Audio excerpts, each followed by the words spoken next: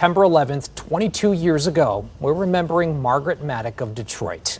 She was one of 2,977 innocent people killed when terrorists attacked America. One of 16 victims from Michigan. Margaret Elaine Mattic. Her name read today at Ground Zero, along with the other victims of that devastating day back in 2001. Margaret's tragedy led to a long-standing friendship between her family and our former 7 Action News anchor Diana Lewis, who became an honorary Mattic sister. We first aired this story in 2021 on the 20th anniversary of the attacks. It's a timeless tale of heartbreak and hope. Our producer, Barry Cutler, looks back at how Margaret and her memory have touched many lives. Margaret Mattic of Detroit, her name engraved in our memories for the past 20 years. Margaret cared about the human race. She really cared. She loved everybody. Her life cut short when the Twin Towers fell. She was special. Her story searing our souls with sadness. We grieved, and we knew also that the country grieved with us. In 2001, the Mattics reached out to Diana Lewis to tell Margaret's story.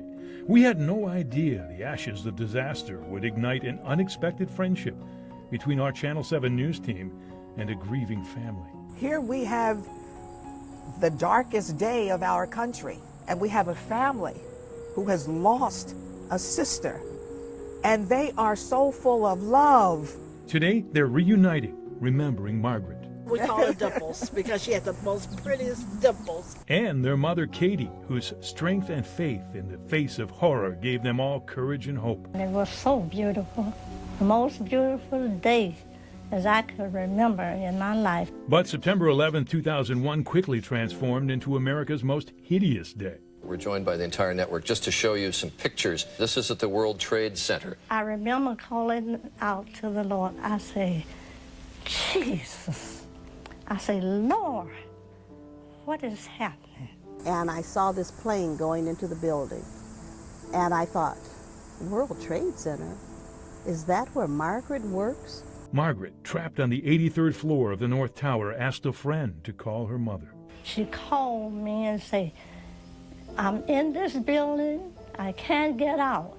Margaret was 51, the youngest of 5 sisters who proudly praised her parents. And he passed on that love line to all your children, from the youngest to the oldest. She came to New York to pursue her love of acting. Margaret, all right, say something to the camera. To make ends meet, Margaret worked as a receptionist at General Telecom at the World Trade Center, where she and 13 co-workers lost their lives. 1 week before that tragedy, Katie Mattic had a premonition. She says, I had this dream that, she said to me, a crack in the chimney. And I knew at that instant it meant that part of our family unit had come down.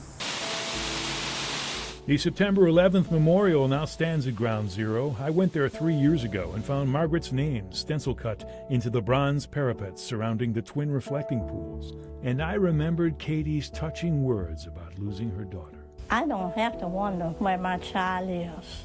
My child was engulfed. She probably cried out to the Lord, and he extended his hand and said, come unto me.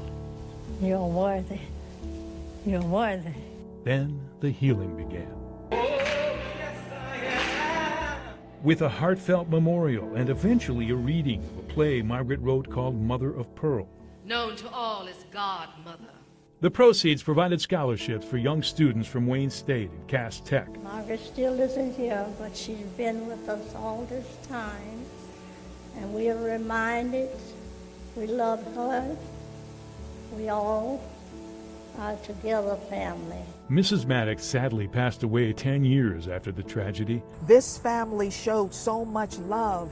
The community respected them. Love conquers all. That's how Katie Mattic felt about everything. Even though she had lost a daughter, she said, because I am a Christian, I must forgive.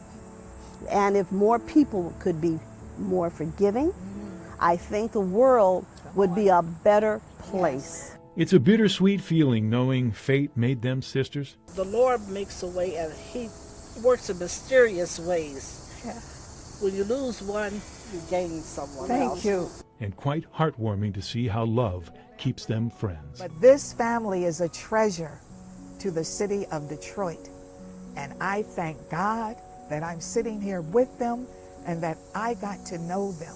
And I'm now a part of them. Margaret Mattic. Margaret Elaine Mattic and her lovely mother Katie, may their memories be a blessing.